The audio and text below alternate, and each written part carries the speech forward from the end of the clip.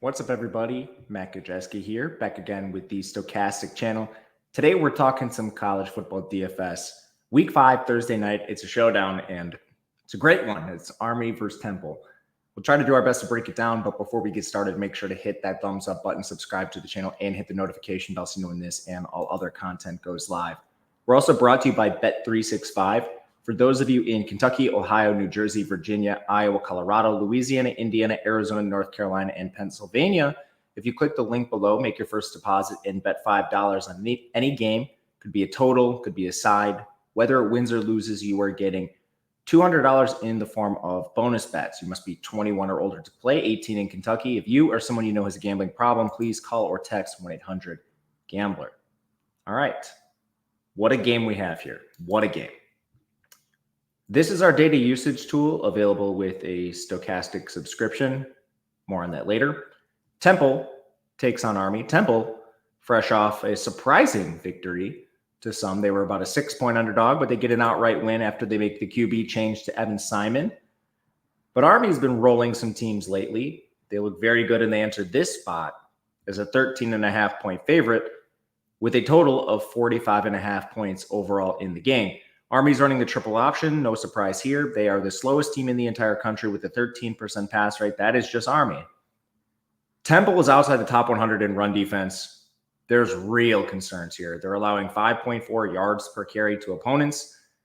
They're also on 4 days preparation. They played on Saturday to face this Army team on Thursday.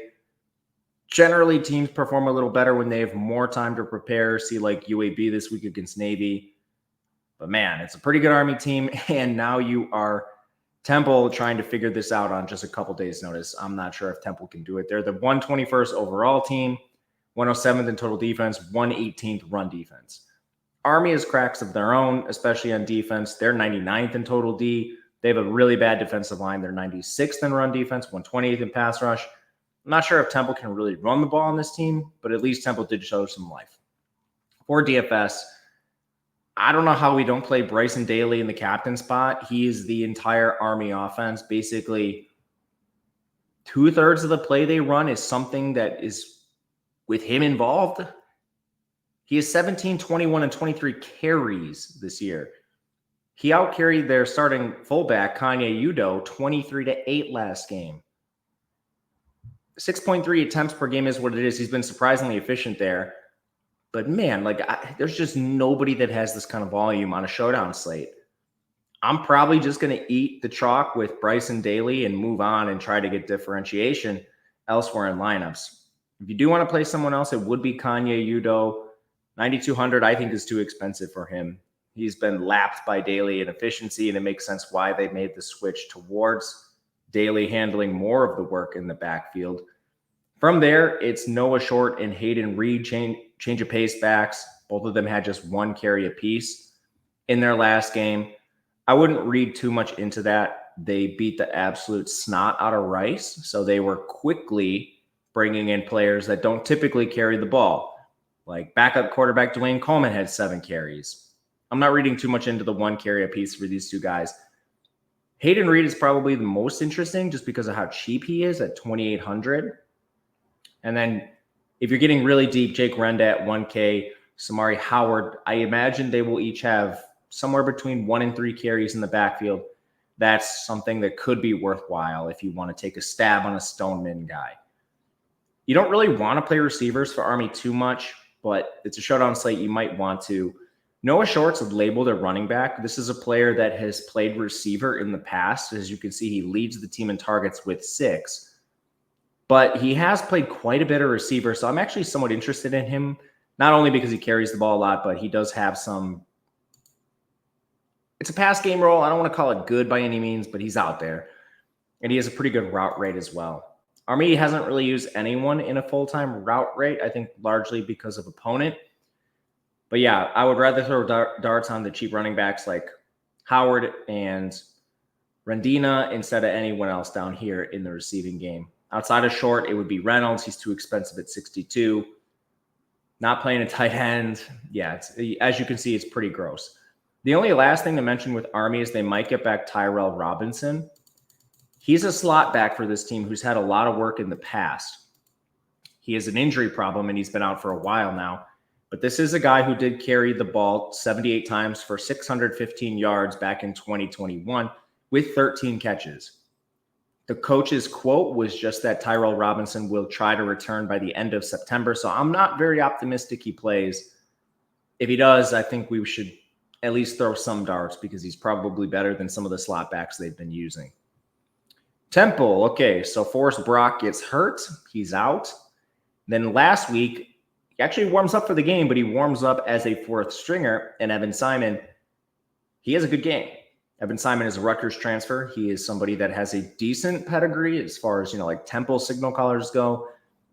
Looks a little more mobile than Forrest Brock. He has 53 yards this year. He's basically played one game, and he showed just competency as a passer. I don't think he should be prioritized over Bryson Daly by any means, but I would still probably rank him number 2 on this slate in terms of just overall safety. It's between him and Dante Wright, who we'll get to in a little bit. The backfield, EJ Wilson didn't play in their last game, and there's been nothing on him. Because it's a Thursday night, perhaps reporting will be a little better, just eyes on it, but typically Temple doesn't have great reporting. So I don't know why EJ Wilson missed. I don't know if it was the benching. I don't know if it was an injury, but he didn't play. That allowed a little bit of consolidation towards Antwain Littleton and Jacquez Smith. As you can see, Simon has carried the ball quite a bit too. Those are designed attempts, so he has 9 and 11 designed attempts in back-to-back games. But yeah, it was a little more condensed between Littleton and Smith. They're not really that cheap, though, so I don't have a ton of interest. Honestly, if you had word that Wilson would play, it was kind of like a 40% Littleton, 30% Wilson, 30% Smith before the whatever absence. At 1,200, I would have some interest in Wilson at that price if he's active. You just don't know. Otherwise, not too much. I would rather prioritize Temple receivers, and to get there, Dante Wright, he's their slot receiver. He's just a target magnet. He was hurt last week, so they didn't play him till really late in the game, and probably because they were actually winning the game and needed him. But at first, he was basically just out there fair catching punts, and then he was used a little bit in the second half.